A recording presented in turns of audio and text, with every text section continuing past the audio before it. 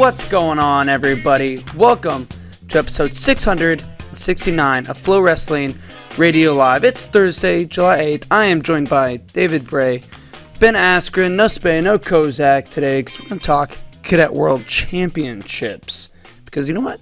We're just about a week away from the Cadet World Championships. Just over. Oh, that's soon. Oh, wow. I know, yeah. It goes When on the does it same time start? as Fargo. July 16th, I believe, is the first day.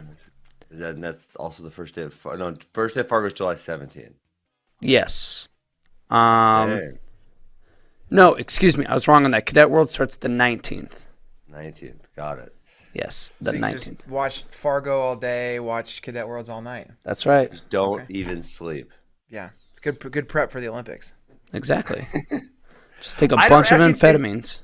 The Olympics is going to be that bad. Okay. And maybe I'm going to be a party pooper, but we watched the first session, which I Yep. think is going to be like our time central, 9 to 11:30-ish or something, right?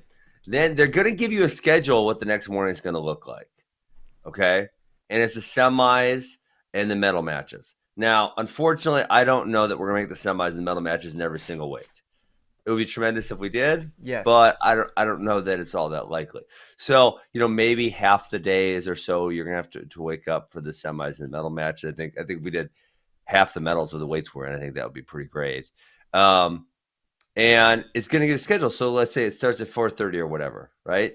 And you're the 10th match. You ain't got to wake up at 4:30 because you want to watch other dudes, right? You wake up at like 5:30. You watch the semis. You know it's another 7 matches. You go back to bed. Wake up in 30 minutes, 45 minutes. There you go. Yeah. What do you think? Well, we're gonna be like locked in the studio for every single session. So Watch party, baby. we're You making guys are big- so that's not the case unless you bring your sleeping bag and air mattress into That's it. the studio because We're going you lock gotta- in for a week straight. Oh, Yes. geez. Okay, wow. So the session gets over at 11:30. And the next session starts at 11:30 midnight. Next session starts at 4:30. What are you guys doing for that It's time? it's gonna look like an Austin downtown homeless camp in the office. I mean, we're gonna have I thought they outlawed those, and now you guys open one back up. well, it's gonna be indoors, so I think that's legal. But I'm serious. I'm throwing a camp pad and a sleeping bag down in the office, sleep for a few hours until Are you 4:15. serious? Yeah, it's just there's no point driving all the way home and driving back and doing it again between Yeah. sessions. So What about is it going to be every sport? Because Flo has multiple sports and they're all in the Olympics, or most of them are in the Olympics. I mean, listen, I can't attest for track and field. we know who we know who runs the studio around here. It'll be just wrestling. I mean, we've got the studio booked for every session of wrestling. So, Okay. I mean, if other people want to use the studio, they're gonna have to fight us for it, and I don't think they want to do that.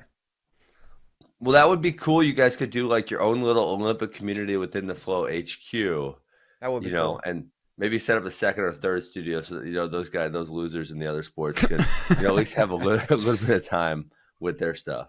Yeah. But I mean, that's gonna be wild for us. It's gonna be night shifts basically. Yeah. Seriously. Because it's what, 6 days of wrestling? So it's 31st through the 7th, right? We need to get Spay out here. He think was it's 8 official schedule, man. I think it's 8 days. I think it's. Oh God, you guys are gonna be so miserable by the end. You realize how terrible it's gonna be. You know what? It's got to be 7 days because it's 18 weights and they're doing 3 a 3 a day. day. So, but the first day no medals, so there'll be the first day, which will be short, and Yep. the last day will be short. Makes sense. So yeah, 7 days. Wait, so do you realize how miserable you're gonna be by the last day? You're gonna be just so grumpy and pissed off. We're gonna be delirious. Like we're gonna be all loopy. I think those. I think we'll get used to it, and then afterwards, when it's switching back to normal schedule, that's when it could get weird for a little bit. Yeah, Mm. we'll become nocturnal, is what you're saying. Yes. All right. I bet Austin is fun if you're nocturnal. I think so. Yeah. It's not as Pretty hot. fun. Mm-hmm. There you See all go. kinds of weird stuff. Mm-hmm. See weird stuff all the time, though. Anytime. That's a good point. Anyway, there's a couple news chunks to get to before we dive into some Cadet World stuff. RBY staying on the hustle, signing deals. He just signed with this wings restaurant, Wings Over. Apparently, they have this hashtag Wings Over Athlete. I don't know if he's their first athlete. I don't know anything about Wings Over. Never heard of them until yesterday when this was signed, but kind of cool, I guess. I don't know why. We were all excited about this NLI, and we're reporting on these deals, the Eat Wings Over, and I guess this is what they want. They want the publicity, right? That's why they're sponsoring him. Yeah. But for all we know, he could get like 100 free wings a month. We don't know what the deal is. We don't know if it's a big money deal. Maybe it is. Wings Maybe Over. Not. Wings Over. Give me 100 free wings a month, and I will give you a lot more than just a social media post. Yeah, I think he is there. He's the first athlete I've seen them post about. So, is this an Arizona or Pennsylvania company? 560 followers on Twitter. Is it just like a state college thing, or is it in Arizona? It says they're in 16 states, so they're I guess they're kind of a big deal. Okay. I don't really like their logo though. It's kind of a silly looking chicken in the form of a W and a O. Hey, aren't wings like wing prices like really bad right now because there's like a short of chicken wings or something? I think I heard that. I don't know, but I'm scrolling through their Twitter feed, and these guys seem like they're on the cutting edge for wing companies. Listen, they rolled out on 4/20. They rolled out a CBD infused garlic parm line of wings. So there is absolutely a chicken wing shortage going on right now.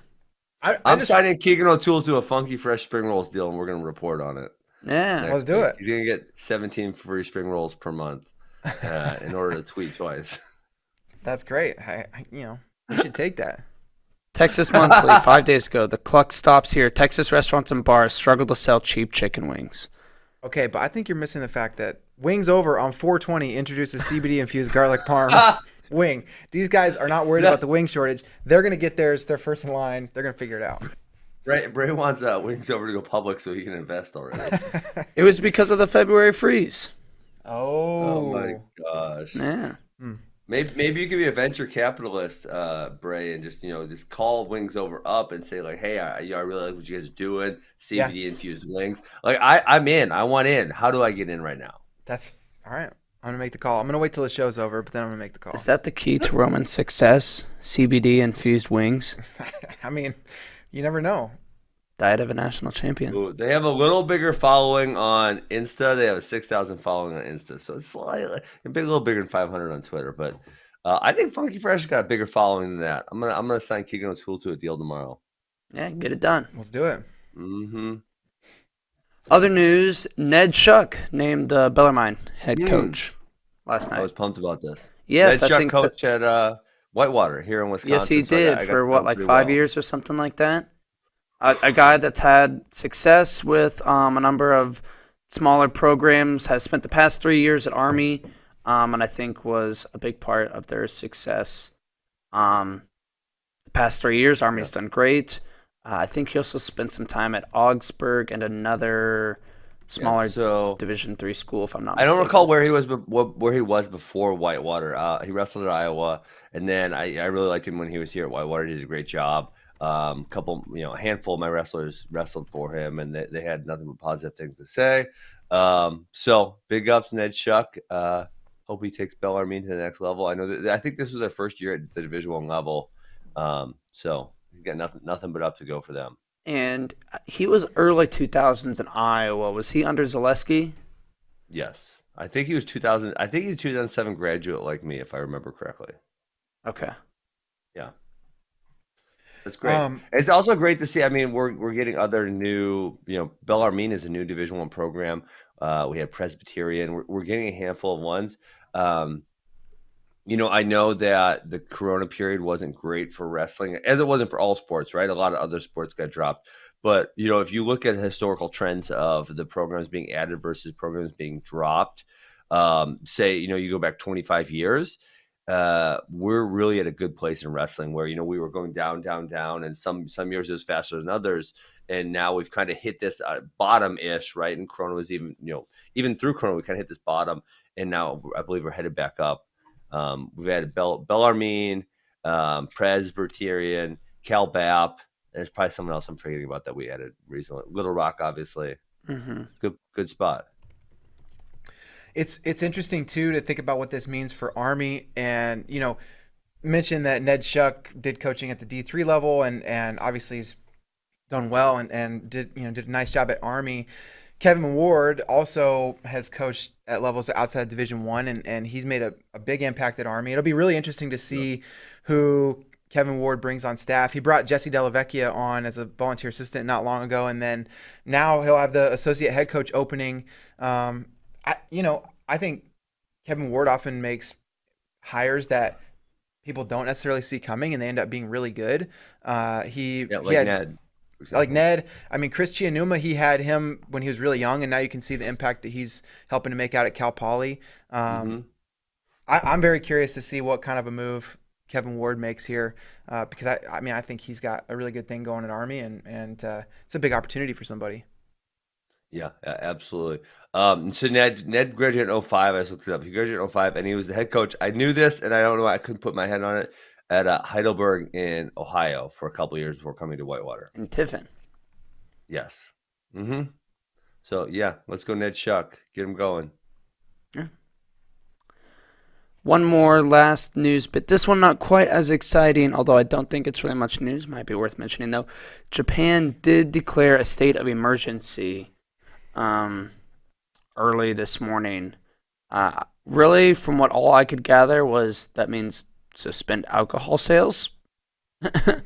at bars and restaurants. I think that's pretty much it. It's gonna be like the lamest Olympics ever. No one's gonna be partying at all. What the heck, JD? Yeah, but I don't think there's really going to be anybody there.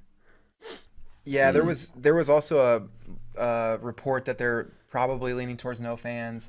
I think people have suspected that could be the case for a while.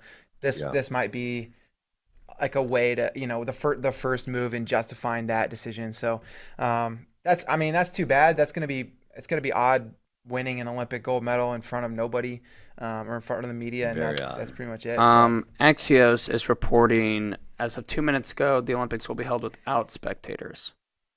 As of 2 minutes ago, we're breaking news on this show. That's right. And BBC breaking news, blue checkmark reporting it as well. Man, that's gonna be so lame. I know we've kind of gotten used to. We got used to it for a while where there was no fans at almost anything, but now UFC is the event besides wrestling that I watch the most. Fans had so much. Just that first time when there was fans back, it was like electric. It just like you just felt the energy. It really added a lot to the event. And obviously we've never watched an Olympics without spectators, so we're not quite exactly sure what it's going to look like. But the NCAAs, I was there in person, and there was, I think it was like 1,200 spectators or something. It was so weird, so strange. I mean, the wrestling was still there. The wrestling was still great, but just the environment in the arena. And I don't really know how. I had to watch one session, not in person, and you couldn't really feel the crowd not being there that much on spectating on TV. But man, I hope it doesn't take too much away from it. Yeah, I think the first wrestling event I went to when there were fans back in the room was the Pittsburgh Wrestling Classic, and that was like a really small crowd. It was much reduced. It was still in a ballroom, but even just a couple hundred people made a massive difference compared to the events that I'd been traveling to before that, where there were, just the teams or coaches. And yeah, I agree. You could even, like in that event, it's PA versus USA, and you could feel the like momentum swings and the way that the bench was reacting to the crowd, and the way the wrestlers were too. And I agree, it makes a huge difference. So man, the Olympics without fans, it's gonna be a little bit bizarre. It really is. Ugh. It's unfortunate too, especially for families of the athletes. That's it for real. Yeah, and that's the worst. And this is truly, for most people, a once in a lifetime opportunity. Every 4 or 5 or 3 years. Who's to say? Yeah. So unfortunate. Yeah, I mean, your families aren't in the country, JD, because they're not going to be able to get in. So, if you win an Olympic title, an Olympic medal, and you want to celebrate with your family, and they're not there, dude, that sucks. That is just no good. How many people came to support you when you were there? So many, probably 25, 30. I wonder how locked down the Olympic Village will be. And I bet it's super locked down. Because you go and you win a medal at the Olympics, you kind of want to party it up a little bit, and it's like, So I go sit in my room with, my couple other teammates or something that I'm allowed to interact with. Honestly. And that's in, it. In 08, it was pretty locked down. I mean, and that was, I feel like 08 was a much more free time than we have right now, but you need your pass. You had to, I think you could get one guest in, I believe it was. And you had to do some paperwork to get that guest in the village or whatever it was. And they definitely monitored your comings and goings to and from the village. So I got to imagine it's going to be, if they're going to do a state of emergency and they're not going to allow any fans or spectators, they're going to extra lock it down because I don't, I know at least when I went to Singapore and their government was like, you had to install a tracking app on your phone, and they kind of knew where you were and who you were in contact with, and it would show if you were in contact with someone with Corona or whatever. But I think Andy Hamilton. Sorry, okay. I couldn't leave my room. I mean, unless it was on official business. So the people who I had my itinerary, they had to submit my itinerary to where I was going and coming, and I had to stick by that exact schedule. It was so freaking disappointing. There was this beautiful pool right out my window. I'm on the 32nd floor, and this pool is right down there, the 26th floor, and I'm watching people at the pool day, and I'm texting the liaison, hey, can't I just go to the pool, man? It's outside. Nope, can't go to the pool. It was so annoying. It was terrible. I'm sure they're doing the same thing in Japan. Yeah, I think I was talking to Andy Hamilton. He's going to Tokyo, and he was saying something along the same lines. If he was going to have to download something on his phone, they had to stay in this hotel and could only use this mode of transportation to get to the arena, and they would be tracking you. But what I'm saying is, if you're an athlete, and then once you're done competing, can you just kind of go off the reservation a little bit? What are they gonna do? Kick you out? What if you're leaving the next day? What if they? Strip you of your medal? I don't think they're gonna strip you of your medal. I guess they could try to imprison you. I mean, I don't know. Japan ain't China, but I think China, I really wouldn't mess with them dudes. Yeah. I think if we've learned anything from Ryan Lochte in 2016, it's that you can do literally anything you want after you win your medal, and there are no repercussions. There's no repercussions. In fact, you might even get a lot more publicity. You'll get a lot of publicity. It's going to be no problem. What did he do again? Did he pee on something or get in a fight? I don't recall what he did. He peed in public outside of a gas station, I believe. That was headline worthy. You guys have both done that. Listen, I've never been caught. Some point in your life. It's not on JD's record. That's true. At least I've never gotten a ticket for it. Yeah, you can't prove that in a court of law. I've never peed outside in Brazil. Okay. There you go. All right. Should we kind of run through? We were going to look back at some of these old Cadet World teams, kind of compare and contrast to this World team, and see how it stacks up, and how we think this Cadet World team is going to do. Yeah, I mean, when I look back to these, it was pretty cool to get to see all of the people who've been on the Cadet World teams in the past. And then, for me, it's how did these guys pan out? Because Cadet World trials and Fargo are really kind of the first test of are they, if you win cadets, you're probably getting a pretty decent scholarship somewhere. It's really likely. Yes. So how did these guys pan out over the course of time? And obviously there's certain teams, for example, the 2013 team, which had a handful of stars on it. But there's a few teams in here where it's a bunch of these guys didn't really even start at the collegiate level. And so it's kind of interesting to see that from that perspective. And that's the one I was looking at because I didn't really remember. I mean, I don't want to say exactly, but I don't think you could watch a bunch of these worlds. I don't think there was viewership. I don't think it was live streaming or nothing. So I don't really remember watching the majority of this. I remember if we go towards the end of it, I remember watching Kirk Vliet in 2017. Or no, it was 2018. It was the year he lost to Zare. So I kind of remember that year. But I don't remember some of these early years at all. Even 2016, they were on Flow, but I believe it was handheld camera uploaded later, and I don't think every mat was streamed live. So it was probably 17 or 18 when the Cadet World started getting streamed live. Yeah. Isn't it so weird how far we've come in such a short period of time? Because we're talking 5 years ago, and we didn't have live streaming of every match at the Cadet Worlds, which is, I mean, it's a younger event, but it's a relatively premier event. Yeah. And we didn't have live streaming. It feels really strange.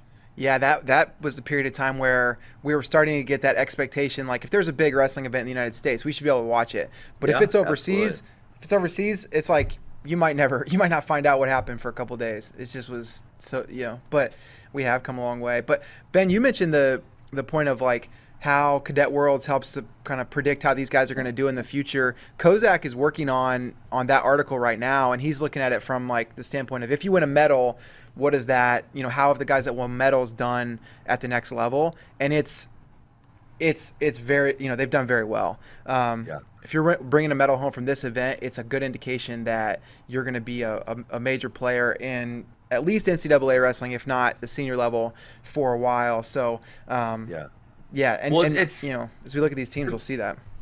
To me, I mean, I think one of the most interesting things, and because I think, right, this is my job as athlete development, right? How do we get athletes to go to the next level? And I think about it a lot, and one of the things that we push is you don't need to do it so early, and that's kind of how we run our system, is that we can develop kids later in their careers.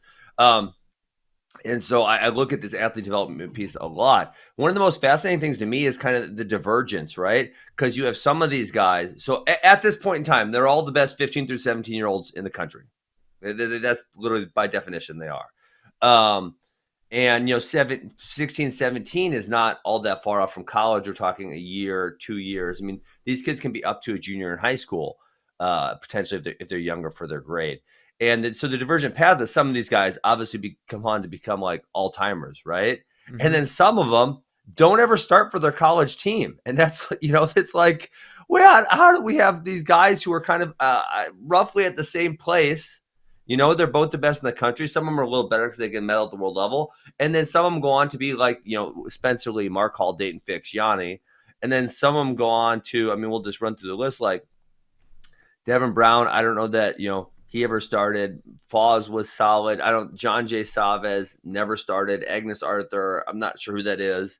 Lance Bennick never started. Carter Happel never started. Gavin Teasdale never started. You know what I'm saying? Like, you go through these lists, and that was just 2013 and 14. We could keep going. And so it's wild to think the divergence of path where one is never starting at the college level and the other one is we're going to be all-timers. Tyler, will you go ahead and pull up the Team USA Cadet Worlds graph sheet? It's kind of big, so it might be kind of hard to read a little bit on screen, but you can kind of see there the names of the guys on the team and then their medals, if they're gold, silver, or bronze there. Hey, I want to before we get too much into that, Ben, you said Angus Arthur. That's a guy you don't remember. Hey, that guy made a senior level world team. I don't know if you remember. Oh, does he wrestle in a different country or something? Jamaica. I feel roughly like I've heard the name, but I couldn't tell you what college he wrestled for or nothing. He was at Michigan State, but not a big impact guy at Michigan State. Okay. That classic Michigan State to Jamaica pipeline.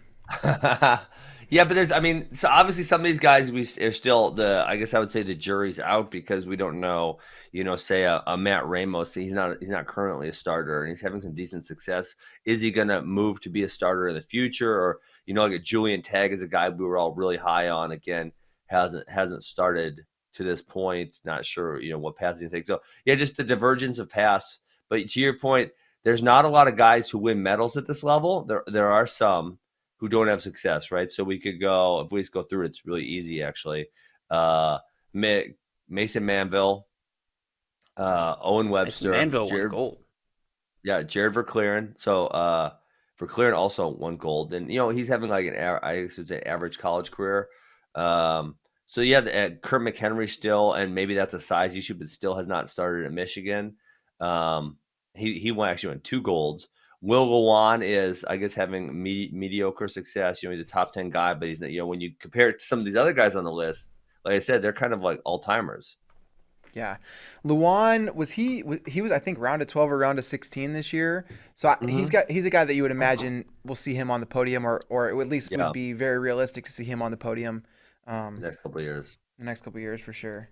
I think part of this also, too, is there's a big variance in fields at Cadet Worlds because we don't really know a lot of these foreigners when they're this age, but you see sometimes where literally like 2 years later, guys representing his country at Senior Worlds versus, you go and do a little research and some guy who medaled there, it's like kind of fell off the face of the earth, after his juniors, since like maybe he competed or did Valiev or Urigan a couple times and placed in the teens and then never did anything else. Yeah.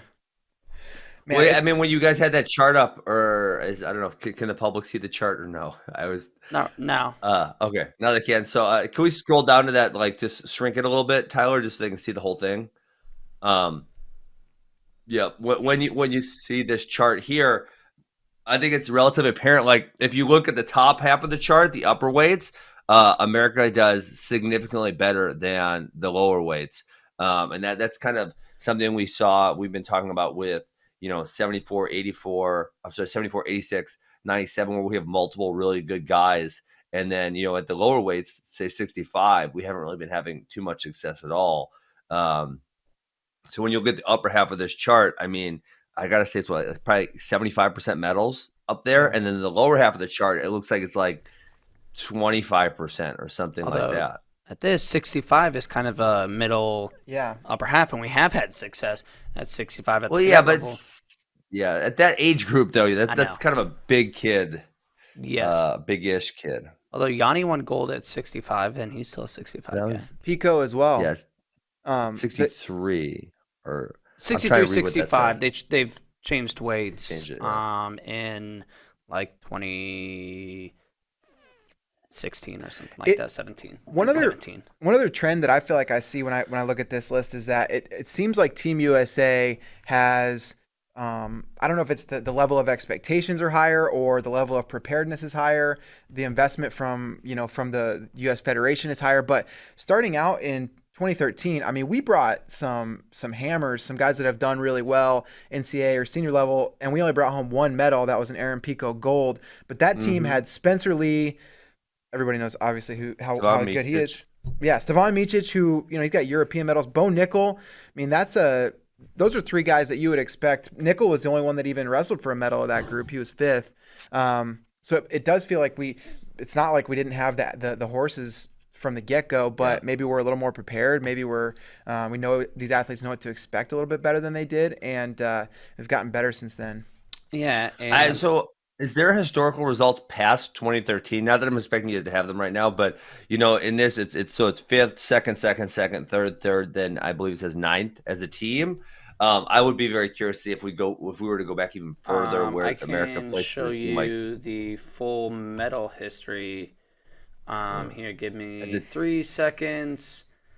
2. Okay, now 1. There's a big gap between 2011 and 1999. I don't think we competed or something like that. Well, wasn't it a lot of like pay your own way kind of thing? I don't remember exactly. So, I can tell you in 2004, I made the Still junior world team, and partially, we just didn't go. Yeah, I mean, we didn't have the opportunity. It wasn't like pay your own way or whatever. It was like, we're not taking a team. Like, good job for winning the trials. We're not going anywhere. How did that trials event compare to the trials now? Was it like as loaded? Yeah, I mean, so the year I took, so I believe in 2003 they went, and I lost to freaking Kurt Backus. I love Kurt Backus, but he kicked my butt, and then I beat JD Bergman. So it was for the true second match. So it was Backus, me, then Bergman. So I was three really good guys. And then the following year, I beat Roger Kish in the finals. Wow. And then Max came back and took third. So it was me, Kish, Max. So again, 3 guys who had pretty high level success. I couldn't tell you how far down the bracket. I know when I was an 18-year-old, I lost to Troy Letters and I lost to Tyrone Woodley. So I think I took 5th that year, 5th or 6th or somewhere in there. I don't remember who won my bracket that year. I actually don't think it was Troy Letters or Tyrone. I'm blanking on who won. But yeah, so we didn't go. I mean, we didn't go at all in 2004. I know Max did get to go in 2006. Max made the team, and he got to go. I think it was in Guatemala. I think he took 7th place or something. So it was on and off whether America actually sent a team or not. I don't remember if Max had to pay his own way or not. I'm not sure on that one. Yeah. Yeah, we went. The first year we won a medal was 1975, and then it looks like we went pretty much all the 80s and kicked ass in the 80s. Brought home a lot of medals, actually, like more. One of those where do you think anyone else went? Because obviously some of the underfunded countries don't go. Like some of the underfunded countries don't send a representative, so that would also be really interesting to see if where it is has anything to do with how well we do. Because say if it's in Central Asia somewhere where there's Azerbaijan, Ukraine, a lot of those type of countries, and it's close and it's cheap and it's easy, are they going to go? Whereas if it's in, I don't know, say Paris or something that's very far for them, are they going to spend the money to go? And I don't know the answer to that. Yeah, true. Also, they were doing 30 kg weight classes back then. 30 kilos? Yes. I saw, man, they had that U15 event alongside the U17, cadets is U17 essentially. Mm-hmm. Dude, there were some tiny weight classes. I looked at them dudes like, what? Come on. These are 15-year-olds. Give me a freaking break. I mean, I want to say they were down into the 70 pounds somewhere. It was like really, really small people. Yeah. Yeah, that was crazy. It was as the finals progressed, because we were calling finals on the cadet mat, and you're looking over at U15, and at the beginning of the round, it looks like you're watching a little kids event, and by the end, you're like, oh, these are kind of high schoolish looking people. But yeah, that was bizarre. Some of those though, they're probably the very early part 13, of that age group. They're 13, mm-hmm. And so yeah, for sure, definitely.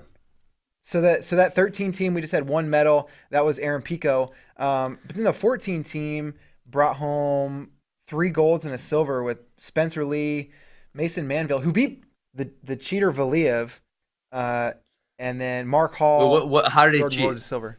Valiev, do you remember Valiev? He wrestled. I can't remember which Korean. We choked him out. No, this was when they went out of bounds with like one or 2 seconds left, and then Valiev got a restart, and they didn't start the clock, and he scored like 10 seconds later after a 2-second period, and they said they couldn't review it and check and see. Well, I didn't believe him cheat. That was obviously someone cheating for him. Yeah, you're right. He was. Listen, there's time on the clock. You got to wrestle. I think Brett Metcalf said that. He was the benefactor of cheating. Let's say that. Hey, listen, that's a typical tactic. That happened to me in Ukraine 2009. They did do this. They don't start the clock. Then you wrestle, and then you're like, oh, shit, the clock ain't started. And then you get taken down. And you're like, dude, there was like 6 seconds left, and we wrestled for like 26 seconds. And then they go back 6 seconds, and they say, oh, yeah, 6 seconds, he's going. Okay, no problem. And then you're like, oh, God, this is dumb. Yeah. Valiev's still hanging around. He got the bronze at the Russian Nationals this year. He picked up a U23 bronze in 2019. So yeah.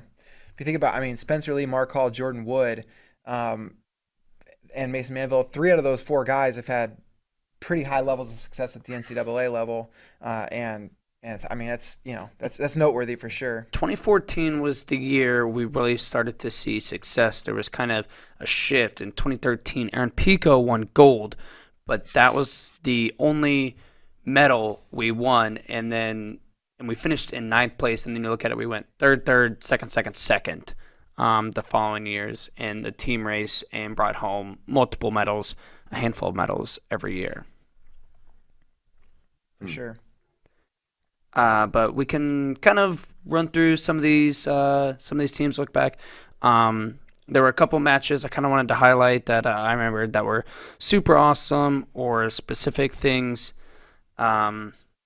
In 2013, when Spencer Lee lost, he did lose to Amir Aslanov, who is still hanging around and pretty good and competitive on the senior level. Aaron Pico won gold, and he beat Japan, Fujinami, in the finals in an excellent match. We're going to watch it here. Fujinami got bronze at seniors in 2017, and this match, it just super high level, and it makes you, if you forgot, appreciate how high of level Aaron Pico was wrestling at such a young age. Boom. Yeah. Man, Aaron Pico never had college success, but I That's think true. we count him as a. Never I think won we college count him Never as a started. hell of a wrestler. Never won. Never college started match. anywhere.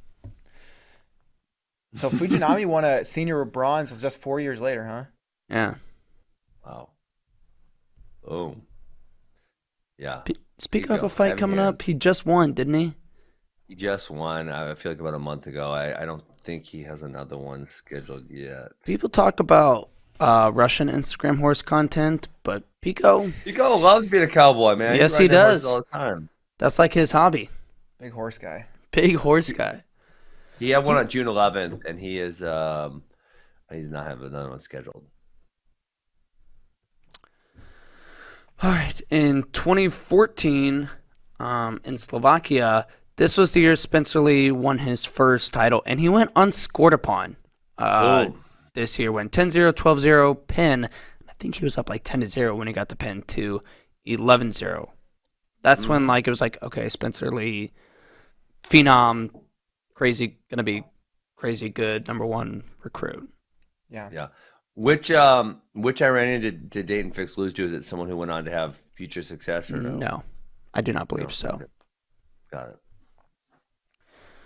2015, in Bosnia, Dayton Fix won bronze this year in maybe the toughest bracket. When I was kind of going back and looking through some of these brackets, Odaguru won this bracket, and he beat Abaskadze Magomedov in an absurd match that's playing right now. So watch it if you're watching this. Sorry if you're just listening, but this Good. wrestling is absurd.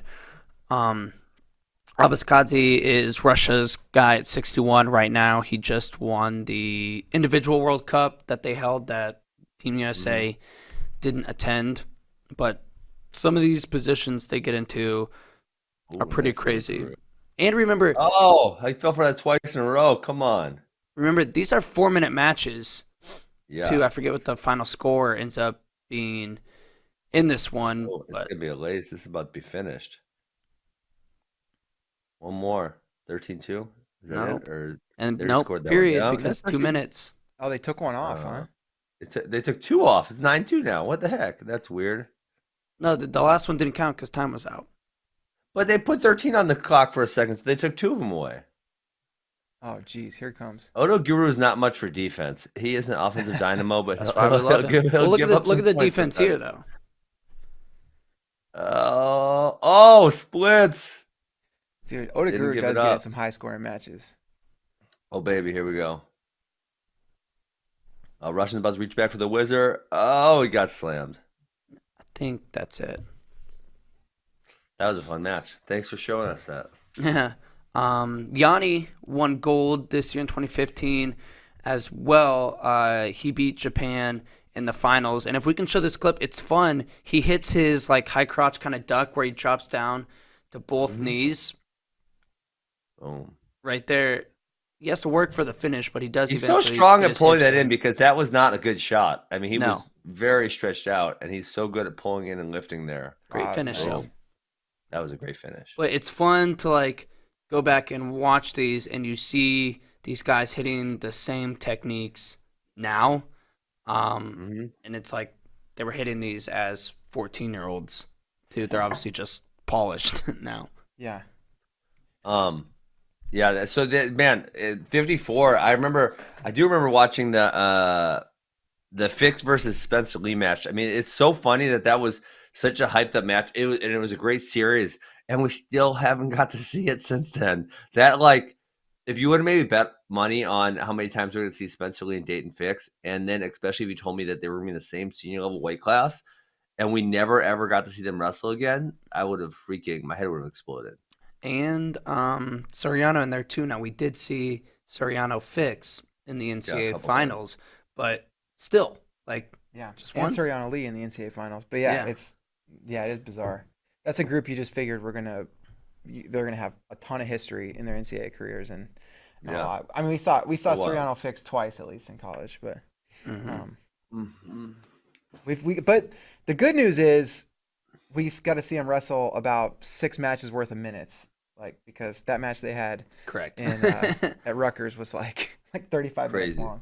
Yeah.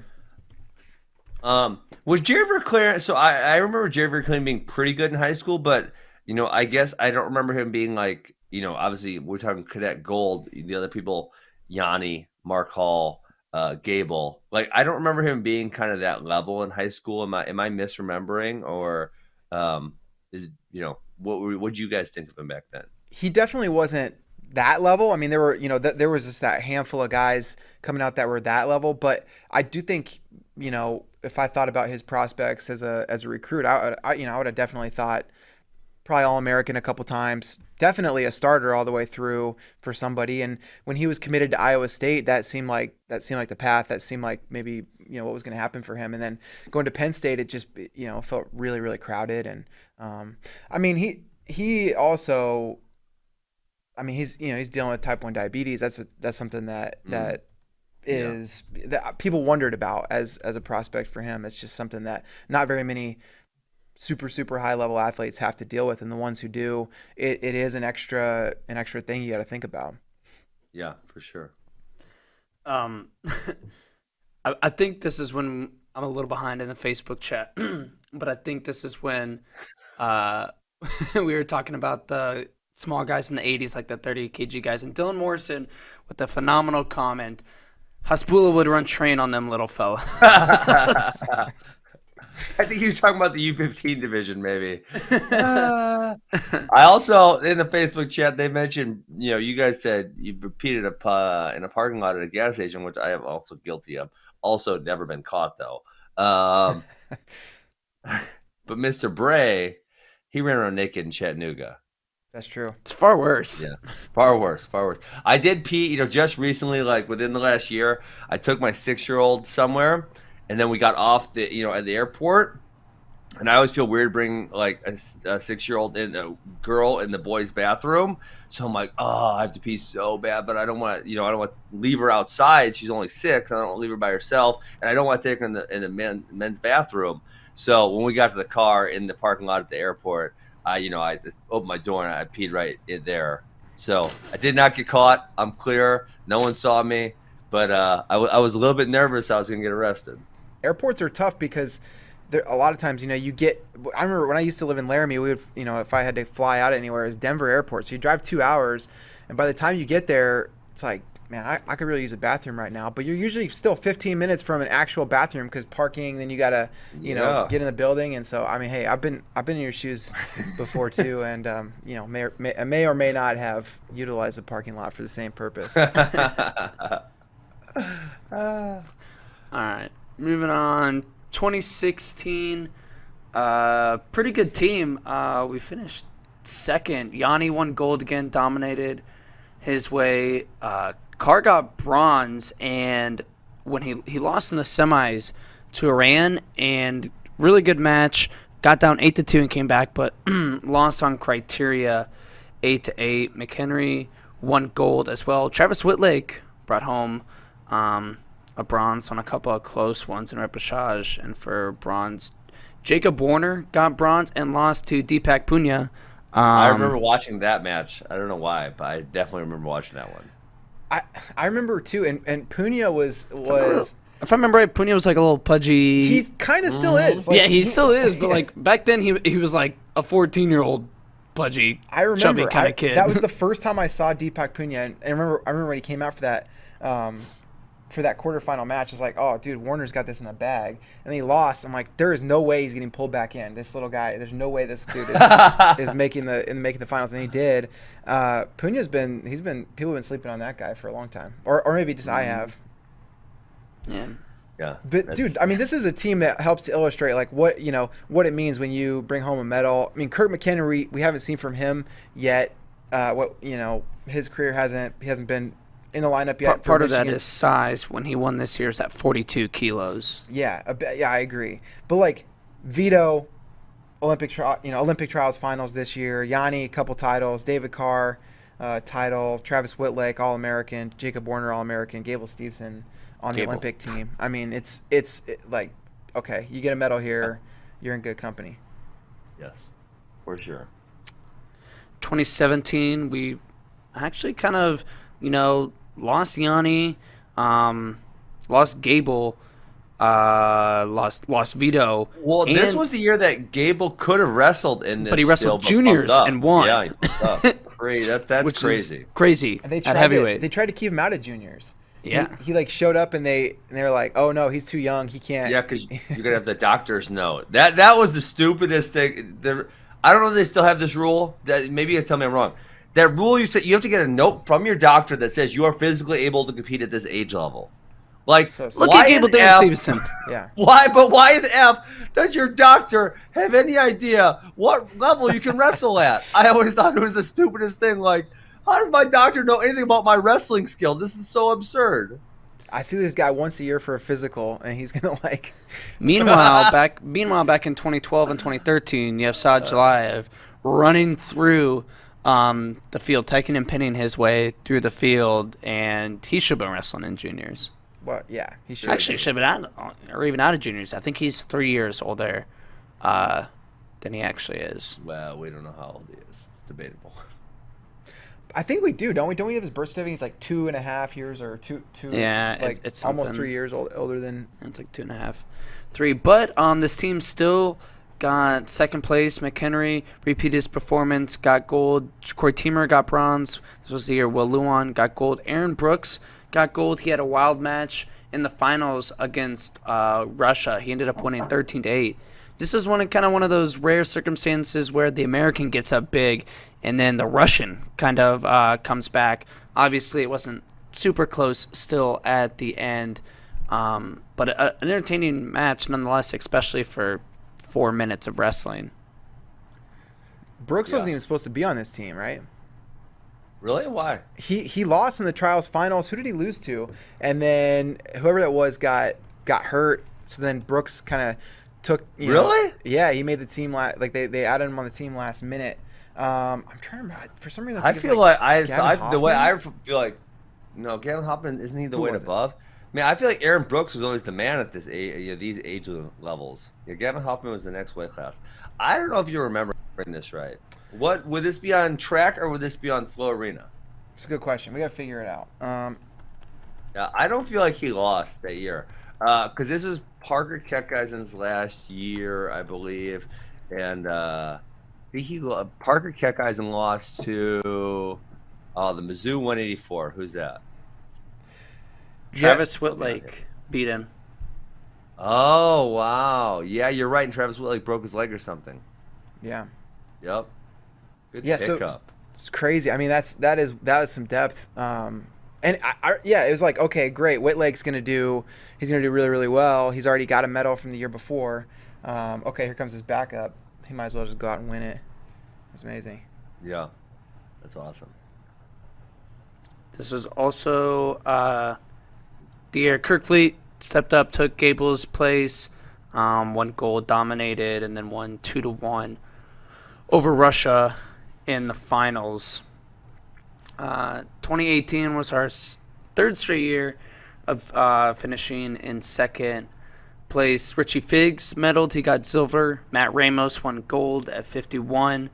Facundo got bronze at 71. Abe Assad got bronze. AJ Ferrari got bronze. And this was the year, excuse me, Kirk Fleet got silver to Zare in the finals. And we have a clip from Facundo's bronze match.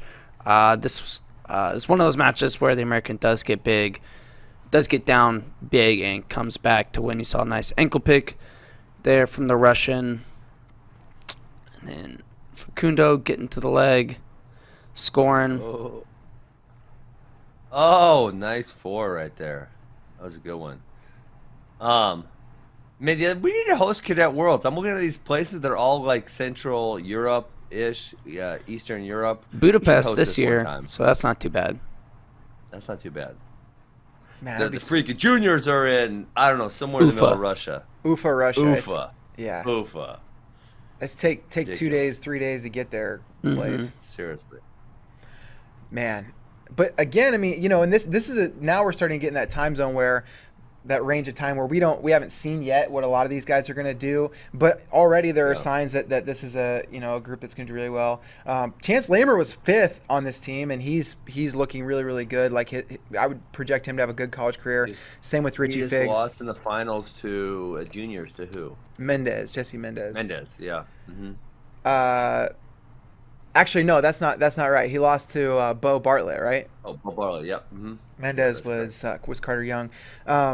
Richie Figs, I mean, he's projecting to do really well. Ramos is the one that we haven't seen him wrestle yet, not in the lineup at Minnesota, but we'll see. Facundo is looking really good. Abe Assad hasn't had a chance to wrestle at NCAAs yet. He probably would have been, you imagine he would have been maybe rounded 12-ish, like low All-American that year that he qualified. Yeah, I mean, but that's like one where is he going to get in the lineup? Because next year probably doesn't look like he's going to get in the lineup, and then what's going to happen after that? Are they going to, once Kemmer graduates, his brand's going down, and then it'd be interesting to see how his career pans out. Yeah, for sure. But then Ferrari and Kirkfleet, I mean, NCAA champ and an All-American. Yeah. So far, pretty good for that group. It'd be interesting because, I mean, there's obviously Carson Manville's not looking like he's going to pan out. Josh Sanders, you could kind of go either way with right now. Robbie Howard's a solid college wrestler, but not, high All-American yet. And it'd be interesting to see how he pans out. And then, Facundo, Figs, and Lamer, at this point, you probably feel pretty positively about, but it'll be interesting to see how they play out. Mm-hmm. Crazy to think of Lamer being smaller than Richie Figs at that point. That's funny. Tiny. Yeah, because his dad is a gigantic person. He is huge. Yeah. I mean, he's huge. I think he wrestled 213 or 220, whatever the damn weight class was back then for freestyle.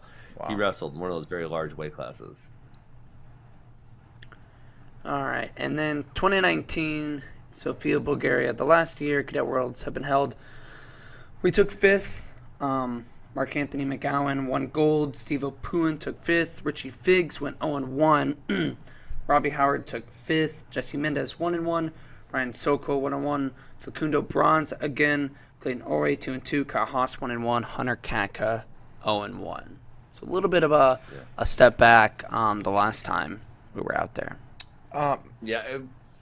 Crazy to think 5th place with just 2 medals. When our second place teams are like 2/3 of the team is bringing home hardware. Just 2 medals gets you 5th. It's kind of crazy.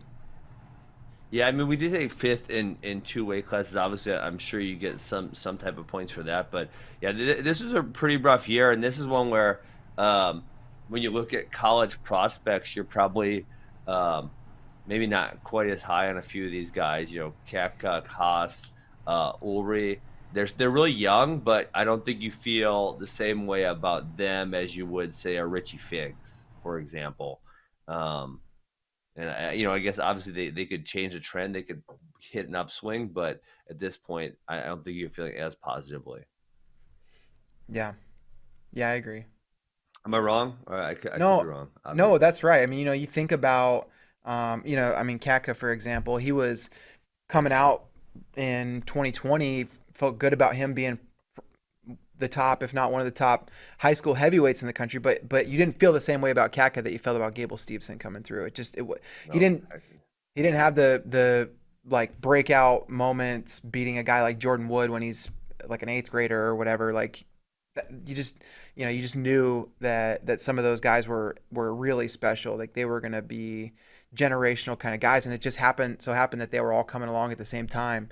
You don't always have those guys in the pipeline. Yeah, for sure. Do you see any of those type of guys on this year's team? Well, that's what I was going to say. It's hard with this year's team because we also didn't get to see any of them last year whatsoever, which is something I reference a lot. But it is relevant because we would have gotten to see these guys, a lot of them at this event last year, or the cadet trials, or Fargo, right? Any of these things. Like with Lilidal, Jessaroga, Spencer Moore, Bowman Nona, Meyer Shapiro, Levi.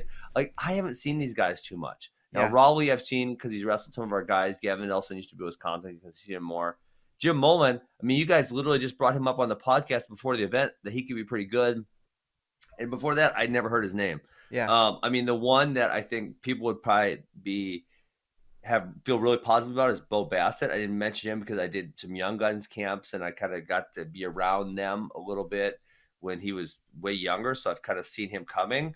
But the rest of them, it's like, I'm not sure. I mean, was I impressed? So, again, we go back to all of these guys are the best 15 through 17-year-olds. So was I really impressed with all of them at the event in the Dells in April? Yeah, I was impressed with all of them. They all looked really good. There wasn't one of them where I'm like, nah, I think he's not that good. There's not one of these people that feel that way about. So, how are they going to do?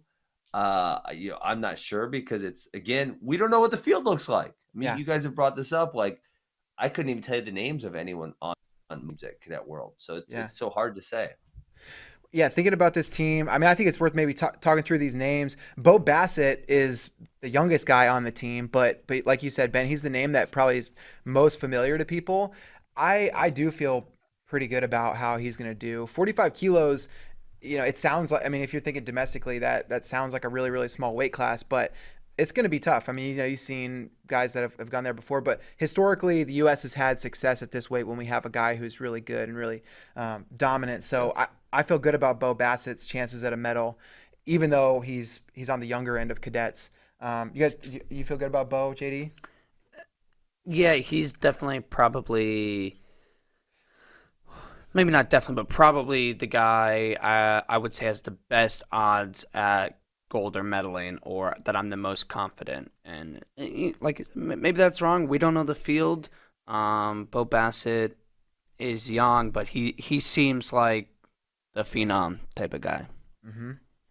I mean, but it is worth noting on that earlier chart that you guys put up, we do not have a ton of medals at those lighter weights as compared to the upper weights. So, like, I think just statistically speaking, the Raleigh, Nelson, Jim Mullen are probably more likely to medal than the first 3 or 4 weight classes, just because when we look historically at the data, we've done a lot better at those weight classes. Like I said, we medaled, let's see, so it's 7 years on there, 5 out of 7 at heavyweight, 4 out of 7, 4 out of 7, 5 out of 7, 4 out of 7, and then we go back to the lighter weights, it's 2, 2, 2, 1, 2.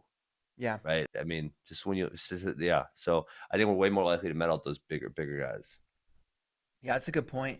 And 48 kilos, Luke Lillidahl, he's a guy that he's good, super good. I don't know if I feel quite as confident for him. Partly what you're saying, Ben, those lighter weights are going to tend to be a little bit more loaded internationally, but this is a guy that had some close matches at the trials, and also he was competing with a lot of the kind of the junior high guys that are about to come into high school. So it wasn't a super, super tested field.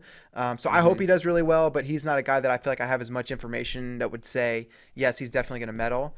But Jezeroga at 51 kilos, I mean, he beat the Cadet World champ in the semifinals at the trials, and Mark Anthony McGowan. Jezeroga feels like a guy. Yeah, he's a guy that I think we're gonna look back years from now and circle his name and say, like, this is one of the times where we knew that he was gonna be the real deal on the next level. I feel good about Jezeroga. I do too, but it is worth stating that, like, I think 51, 55, 60 is kind of that sweet spot for the cadet where it's 65, 74 at the senior level, where there's a high concentration of really good guys. Like Richie Figs went 0-1 in 2019 at this weight. Yeah, that's a good point. So I mean, if he does medal, that's even more of an indication probably absolutely that he's going to have a ton of success. Spencer Moore's interesting. He's actually going to be at North Carolina next year. That's so weird. It's so weird. I had to skip a few grades because I didn't even think it was possible to be a high school senior and be eligible for the Cadet Worlds. If you're a young junior in high school, you can still be eligible usually. But no, there's no seniors that are usually eligible. It's so bizarre.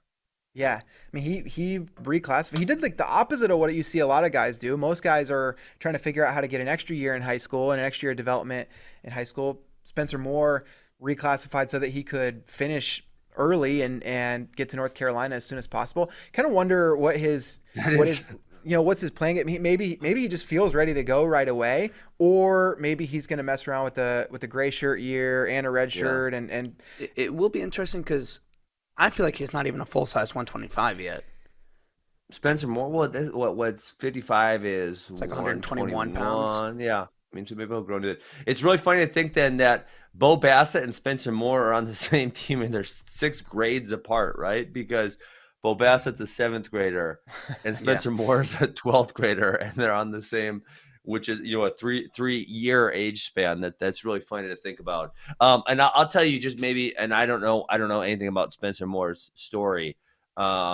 But, we have kids. We've had a couple kids who have held back.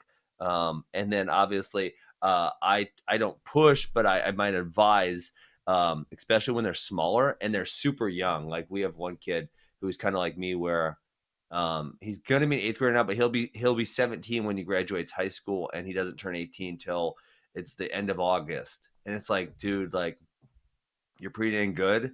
But if you're going to wrestle at that age group, you're putting yourself at such a disadvantage. Like you will be literally 2 years younger than some of the people you're competing against. Like holding back a year is probably going to up your chances of having success because you're just going to mature, right? You're going to get better. And there's still so many, like he's saying like, nah, I don't want to. Okay, whatever. Yeah. Because when you're in that, and my I graduated high school at 17, and my dad wanted to hold me back in 8th grade.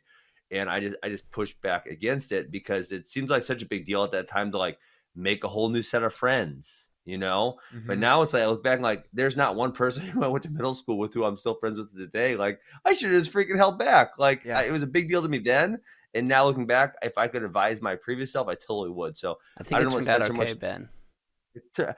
I would only have to deal with effing Chris Pendleton for 1 year, not 2 years. It might have turned out better. You never know. That son of a gun. That's true.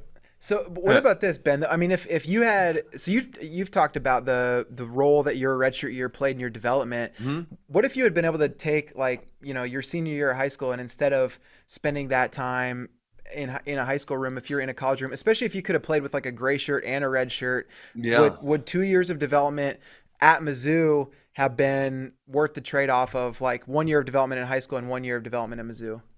It's a good question because I go back and forth with this in my head about, and I think every athlete, every person is different, but I think there's something to be said for being the man, like you're the man, whether it's within your room or within, the state of Wisconsin, like there's something to be said for that. And that's a very positive experience for kids to have once in a while, as opposed to if you go to college, you'd be the low man totem pole getting your butt kicked every day, which that definitely did happen to me for a year.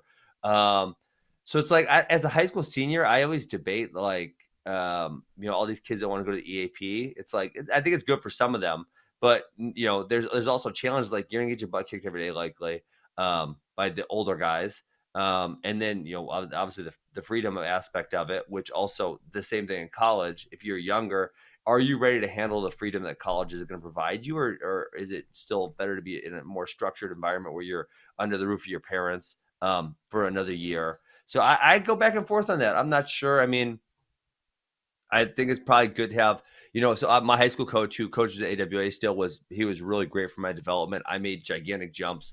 My senior year of high school, I made a huge jump. So it's like, I can't say I would have made an even bigger jump.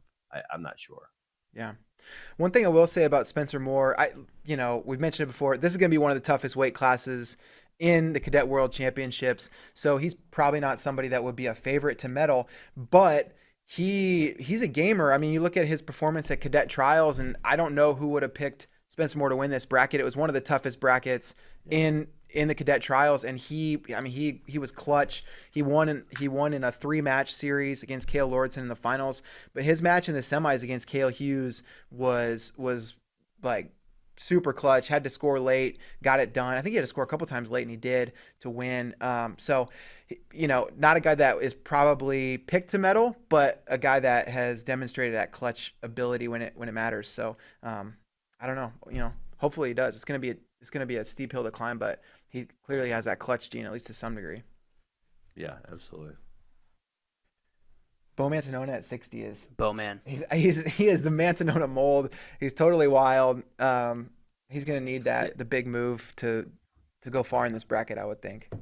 Yeah, and he would be the one where it's like, Of these other guys, I said everyone was really impressive at trials. Sometimes that's hindsight bias because they obviously won, which means they did a really good job.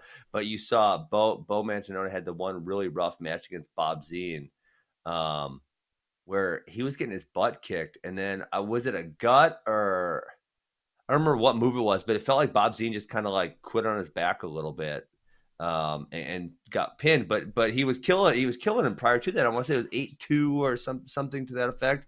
So he was the one where it's like, maybe you see some chinks in his armor because of what happened in the finals, and maybe it's the other guy. Bob Zine was really good, but that was an interesting turn of events. Yeah, I don't. It's also just how he wrestles, like you were saying. It's yeah.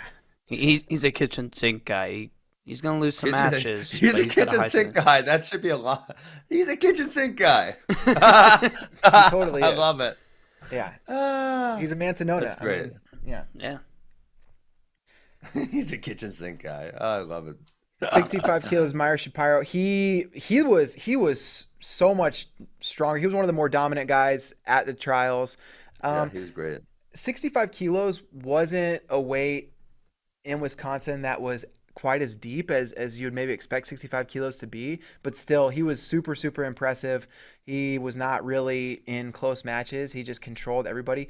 What we're hearing, Mike Mal's been trekking with as many delegations as he can, and it sounds like Russia feels really good about their guy at 65. Iran feels really good about their guy at 65. So I think Meyer is going to be in a pretty loaded bracket, and so it's one where if he medals, that's going to be a good indication. But he's a guy that I would circle as someone that's probably going to have long-term high-level success.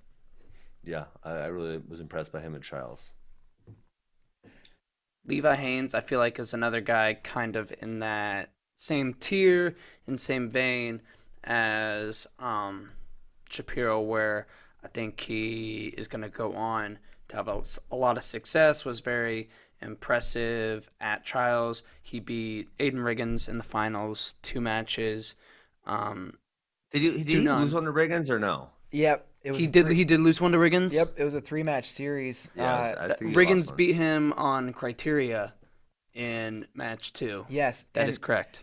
Levi Haynes was in some... Which is funny because it went tech fall, and then Riggins won on Criteria, and then Haynes pinned him. Mm-hmm.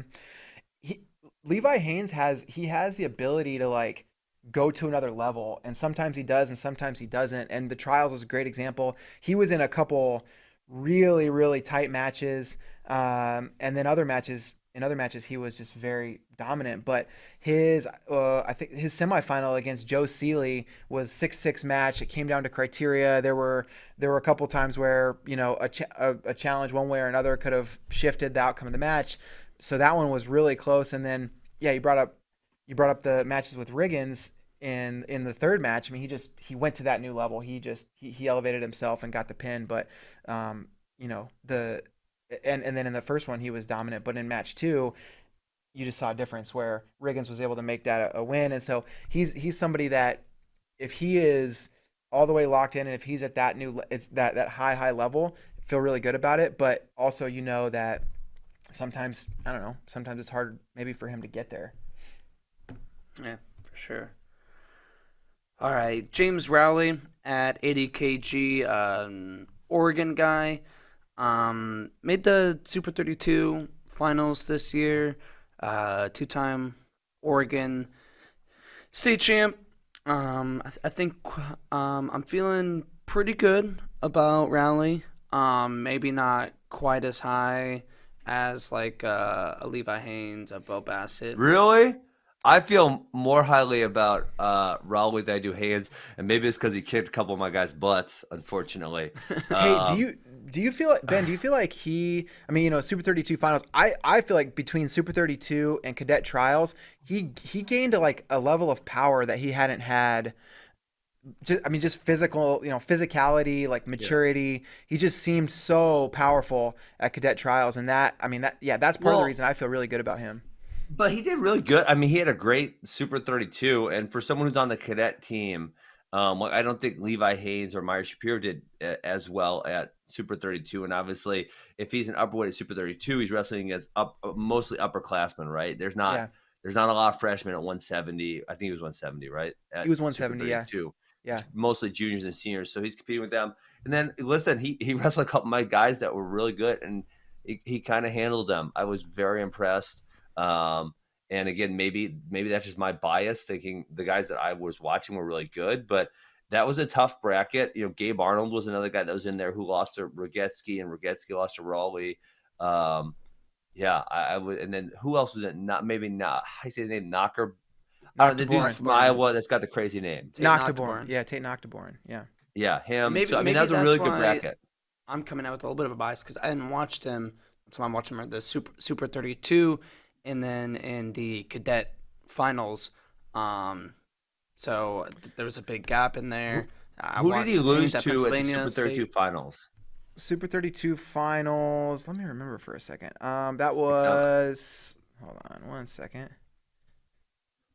He lost to Manny Rojas, but I guess that's kind of what I mean. Like, I don't know. I would pick him in that rematch, and well, for one, I don't know that I would pick him to be able to make 170 pounds anymore. He looks like he's gotten so much bigger and stronger than he was. And I mean, a couple things. So, you mentioned, did Meyer Shapiro and Levi Haynes do as well as Raleigh at Super 32? Levi Haynes was also in the finals. He lost in the finals. And Meyer Shapiro didn't compete at Super 32. But Raleigh, he just, like, making the Super 32 finals and losing to Manny Rojas. But I mean, that's impressive. But the way he looked against a really good field, to me, at trials suggests that I think he's grown physically. I think he's come a long way. And some of the physical tools have caught up to some of the wrestling ability that he has. And so I think he's going to do well. I agree with you that he's going to do really well at Cadet Worlds. And he's at that 80 kg weight class where we've seen guys like Abe Assad and Travis Whitlake bring home medals. Not that they're bad, but obviously they're not on the same level as a Markal, a Yanni, or Dayton, or guys like that I brought home medals as well. I think it's a weight class. You don't have to be one of those superstars to bring home a medal. You can be an All-American type guy and bring home a medal. Yeah, it's fair points. Okay, who's above that? Gavin Nelson, 92 kilos. So he's one where I saw him lose to Clayton Whiting a whole bunch, and then obviously he's gotten bigger now, and he was super impressive at the trials. So it's like I wasn't all that impressed by him before, and now it's like, damn, he looked really good. And then given the historical success that we've had at this weight class, it's like, you feel pretty damn good about him getting a medal. Yes, he was such a powerhouse at the trials. I mean, it just he looked. I mean, it wasn't like he had easy matchups either. He had PJ Casale in the finals, and it wasn't close. He was super dominant. 10-0, 10-0. Mm-hmm. Okay, and then lastly, heavyweight Big Jim Mullen. He's doubling up, actually, I believe, doing Jim both Mullen. freestyle and Greco here at the World Championships in Budapest. So good for him and Bo Bassett, the lightest and the heaviest, made both the teams. Yeah, you got to feel good about Big Jim Mullen getting some medals because of our historical success at heavyweight. And he was really impressive at the trials. Like I said, never heard of him prior to then, but man, he looks great. You say our prior success at heavyweight. Jordan Wood did bring home a silver, but after that, it's Gable and Kirkfleet, who are two of your very high guys. One more in there somewhere? No, it went Jordan Wood, Gable, Kirkfleet. Katka was 2019 and did not medal. Mm-hmm. I'm not sure going back farther exactly. I know we didn't in 13 or 12 or 11, so beyond that, kind of whatever. But like, don't necessarily just hang your hat on, we medal at heavyweight or whatever. He's obviously really good heavyweight in the U.S. No, I'm not saying yeah. he's bad, but he's also, I mean, he's a phenomenal athlete. We talked on this show before about his football success. He's a huge football recruit. But I think it's worth mentioning that before the trials, he had not competed much at all in freestyle, and definitely not in Greco, and still was able to navigate that tournament and win. Since then, he's had a whole lot of investment from USA Wrestling into his development. He's been at camps. Yep. He's been really focused on wrestling, and I think as good as he was at the trials, he's made improvements since then. And big question is going to be how much improvement compared to the world. But I feel pretty good about him. I think he was the guy. Greco is going to be a steep learning curve for a guy that hasn't done it a lot. But freestyle is the one where I think we'll really learn a lot about how much he's developed. And I feel good about it. 100%. So, how do we think this team kind of stacks up against past teams? It's interesting for me because I'm looking at past teams, and I feel like it's not as good as like a 2016 team where you had RBY, Vito, Yanni, David Carr, Gable, and then also Whitlake and Warner that brought home medals. But then I also think, I'm like, well, Kurt McHenry won a medal that year. He won gold as well. I also think it's not that much different than the 2019 that took fifth and only brought home 2 medals in Mark Anthony McGowan, Siva Pullen, Richie Figs, Robbie Howard, Jesse Mendez, Sokol Facundo, Clayton Ulrich, Kyle Haas, and Hunter Katka. Yeah, I don't want to say I'm bearish, but I'm definitely not as bullish. And then again, to your point, when you look at some of these teams, like, I would say I was following high school wrestling a lot more in 2018 or 2019. I would say I was surprised the 2018 team got so many medals. I thought we probably would have got 1 or 2 less. But then 2019, if you would have said how many medals is the U.S. going to get, I would have guessed greater than 2. Right, like Richie Figs did medal. Robbie Howard, it was his third straight team, and he did medal. Jesse Mendez didn't medal. And at the time, I'm going to go 3.5 medals this year. Is the line? I think 3.5 is fair because I think it's fair. I was thinking that 2.5 or 3.5. I would have put the 2019 team more than 2 for sure. I would have lost money on that bet. If you said, well, how many medals did you get, and you bet on it, I would have lost for sure. And I mean, I don't think we definitely don't feel as bullish as the 2016, 2017 was some freaking really good teams. And I don't quite feel that way about this team yet. 3.5 is a good line. Think about 2013 though. 1 medal. Spencer Lee did medal. Bo Nickel didn't medal. Crazy. Yeah. I would like to look at those. I mean, I wish it's like that's so far back. I don't remember watching or paying attention. Like, I just wonder if Bo Nickel and Stevan Micic. I know Spencer Lee was that good at that point in time, but I wonder if Bo Nickel and Stevan Micic just weren't at that level. I don't know. I don't remember. Well, Micic won a junior medal either the year after that or 2 years after that. So I think he was kind of on that level. But it's also hard to think about because the foreigners have fall off too, where there's a guy that does really well, wins H-level world medals, and then does nothing on the senior level as well. So we don't know them. So even if you go back and look at that bracket, it's like, maybe he was really good in high school, but then he did nothing. So I don't want to say I don't throw 2013 results out, but I mean USA Wrestling as a system was nowhere near the place it is now in 2013. I mean, this was like Burroughs had just started that resurgence of Team USA. He had medaled in 11 and 12, and then we had this team in 13 where we're starting to think about ourselves back as like one of the top countries in the world. I don't know. I think that we have honed in our system as a whole from top to bottom. I also think we've developed our program around these young guys. I mean, like Slay was building it up at that point, and so I think we're a little further along than we are now, now than we were then. Oh yeah, without a doubt. If you're setting the line at 3.5, I think I am taking the over and not feeling super confident in that. It's a good line. I think I would take the over partly so that I could get up have motivation to get up early Life's in the too morning. short to take the and under. cheer hard for Team USA. Yeah. I would bet if I got to bet on the exact number, I would put money on 3 and I would put money on 4. So I think it's gonna be 3 or 4. I'm not really, like I said, not very confident in either one or my exact picks. It could be less, could be more, but that's kind of where I'm thinking. Yeah, and I think this is like a 3rd or 4th team finish. Tyler, if you want to pull up the Cadet World's graph, Russia unsurprisingly has dominated the past 10 years. They've won every year except one in 2018 when Iran won. Those two countries might not really care if their kids are 15 through 17 also. Yes, correct. Putting it out there. When Russia was 4th in 2018, that was right after the U.S. had won Senior Worlds in 2017, and I thought, like, we're taking over.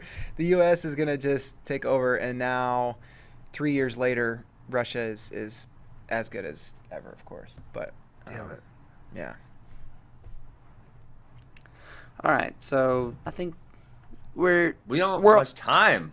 We're almost out of time. We got to get into questions, JD. I know. I was just kind of wrapping this up and saying we're all fairly confident, maybe not super confident. None of us predicting team title or anything like that, but all of us expecting a couple medals. Yep. Yeah. That's going to be fun. Yeah. All right. On to questions. There's barely any of them. That's why you don't need much time for it. Yeah, there weren't too many questions. We'll go with old school wrestling clips first. Who are the smartest people in NCAA wrestling history in terms of smartness off the mat? I thought this was a funny question because how are we ever supposed to know something like that? But there was the one dude who invented the type of grain which was drought resistant, which led to like millions of people not dying in Africa. So he gets pretty my important. Vote. Seems pretty important, right? Also, insert any Harvard wrestler name here. CP replied to that one on I don't know why he's talking. CP, you're not in the studio. You don't get to answer questions. But he said Nikamucha Stegi, which is a good one. Adam Kuhn should be up there, seeing as how he was going to be an astronaut until he's like, oh, no, I'm a ginormous person. I can't go to space ever. I wish you guys I wish I could remember the name of the guy who invented the grain that saved a lot of people, but I do not remember it. Harry Korn? Was it Harry Korn? No. Neil deGrasse Tyson wrestled at Harvard, right? Yeah. That's probably the answer right there. Neil deGrasse Tyson. Nikamucha Stegi won what was like the Elite 88? Is that the award? Yeah, highest GPA or whatever. If you go back through and look at the wrestling winners of that award and then look at sort by major, you'll probably be able to figure it out. Yeah. Would be my guess. All right, from Weston Barrel. Who's going to be at the Last Chance team qualifier in Fargo? I'm looking forward to it, but can't find entrance. Side note, Bray and Spay can stay at his house. Way safer I think you guys should take him up. We might. Sorry, Listen, JD, you're not invited. I guess I'm not invited, even though I'm staying at the Baymont. Our intern Rich, who's sitting in the back of the studio, also not invited. But hey, Weston. Well, he's not even staying at the Baymont. He's not even staying at the Baymont. He's not a Baymont boy. He's not part of our Dangerous Nights crew. But that's right. Weston, I'll be there. So I appreciate it. JD, sorry, man. Hey, honestly, you guys should. You guys might get homicided at the Baymont. You guys should rent an RV, set it up in the parking lot of the Fargo Dome, or they even have that drive underneath. You can even drive it underneath, sleep in the RV, idea. And then do the show right outside the RV or from the RV. College game day style. Dome they roll up with the RV. Yeah, you guys should do it. That's a good idea. We should just buy an RV. We're gonna go to Fargo every year. You think I could expense an RV? Buy a Flow RV. I mean, listen, Discraft, who's going to be here next week, Discraft has one RV that is like a Discraft RV that they take to events. And then I don't know if they leased it for Paul Macbeth or what the exact deal is, but then Paul has his own RV, which he goes on tour with to different events. So listen, if Discraft can do it, all right. I'm going to talk to Mark Flo, say, hey, you had the van. I want a van too. It's just a little bit bigger. Yeah. And then I'll talk to the wrestling team demands an RV and Amy and say we demand an RV. You guys, honestly, you guys could probably, it probably would be viable from the point of like driving weekend to weekend to places, and maybe like a few different crew members fly in, or maybe like one weekend you're not going to any hotels anymore because the RV is pimped out and it's got all the recording equipment that you need. So one weekend you guys fly into Iowa City, and then you use it for the weekend, you stay there, and then a new crew flies in, and then they drive it to Minneapolis, and they do something there, right? And I think it should be done. I think you're onto something, it has to be done. I'm onto something for sure. Let's get this RV, yeah. No more Baymont. Yep. All in on the RV. And then you guys, it could be all set up to do live broadcasts from the RV every single weekend on site. Dude, it would be great. I think you guys should do it. Perfect idea. Let's do it. Back to Weston, though. There is a registration list on our website. The biggest name right now is Ryan Deacon. There's not much. I think all the weight classes are under 5 participants. Derek White also. It's a really funny time to do. It's a really, really funny time to do Last Chance event, because usually this happens in like April or March or May. When a lot of people are wrestling. Listen, there ain't a lot of dudes seriously training in July, I'll tell you that much. Well, pretty much everybody's also already qualified for this. No, I'm being dead serious. No, I got a text. You want to know where I got a text from? Yes. Kim, my computer. Listen, Flow Zone Mark Bader just texted me. I'm still listening to the show. Thanks, Mark. And it's so funny because you got to know Mark is the ultimate hooligan, but he says, I am not sleeping in an RV with those Flow Wrestling hooligans. Mark Bader. I could tell you some Mark Bader stories, but I don't want to get him fired live on air. Mark Bader is the ultimate hooligan, and actually we're having a Mizzou reunion at my house next month, and I'm a little worried about Mark Bader's presence. I might have to have the cops come keep him under control. I heard about that. Is that going to be during part of the Olympics? So it's the 5th, 6th, and 7th. So I think the Olympics will actually, freestyle Olympic wrestling will be over by that point. Okay. I think. Yeah. Okay. There might be a little bit of overlap, but man, if it is the Olympics, that's like, that would be, you guys would not sleep at all. I'm not so sure Mark Bader's going to sleep as is. That's a good point. True. All right. Yeah. It's 9:45. I think that's all we have time for. Wait, hold on. Is Mark Bader the official Flow Wrestling hooligan? Like, is he the worst? I think he's got to be the worst, right? The most out of control, unruly person you guys have on staff at Flow Wrestling. So everyone has their moments, I feel like, but he's definitely the easiest to wind up.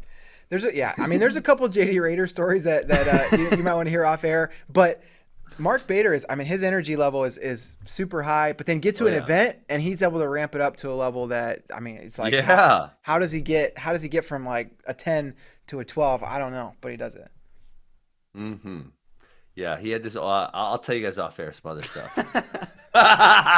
Mark Bader, you're in trouble, boy. We're going to tell all your secrets. That's it. Ben's keeping your secrets. Bader, don't worry, but we're going to get out of here. Happy Thursday, everybody. Everybody have a good weekend. CP will be back probably on Tuesday. I guess we'll see. Not back next week. I got a celebrity disc golf outing on Tuesday. I got a business meeting on Wednesday, and I'm going to Fargo on Thursday. Fargo, baby. I'll see you all in Fargo. For live from the RV at the Fargo Dome. We'll be broadcasting Friday, Saturday, Sunday. I'm speaking into existence. Go tell Mark Floriani, rent the damn RV. Let's go. There it is, y'all. All right, everybody have a good weekend. See you next time.